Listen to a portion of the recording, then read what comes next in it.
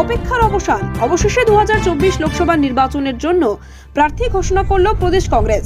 বাংলার 8 আসনে প্রার্থী ঘোষণা প্রদেশ কংগ্রেসের। বামেরা ইতিমধ্যেই বাংলায় 17 আসনে প্রার্থীদের নাম ঘোষণা করে দিয়েছে। আবার 8 আসনে প্রার্থী দিয়ে দিয়েছে নওশাদ সিদ্দিকীর আইএসএফ। অপেক্ষায় ছিল কংগ্রেসের। শেষে বাংলার 8 আসনে প্রার্থীদের নাম ঘোষণা করে দিল কংগ্রেস।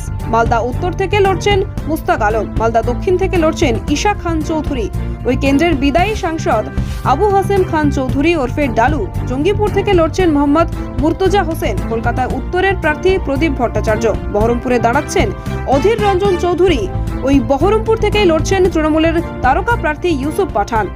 পুরুলিয়া থেকে কংগ্রেসের টিকিটে লড়ছেন নেপাল মাহাতো, বীরভূম থেকে লড়ছেন মিল্টন রশিদ, রায়গঞ্জ থেকে লড়ছেন ফরওয়ার্ড ব্লক থেকে আশা আলী ইমরান রামোজ ভিক্টর।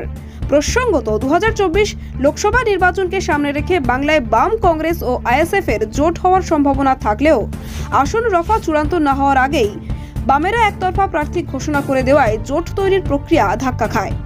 এবার আইএসএফ ও কংগ্রেসের প্রার্থী ঘোষণা করায় জোট কতটা বাস্তবায়িত হয় সেদিকেই তাকিয়ে রাজনৈতিক মহল।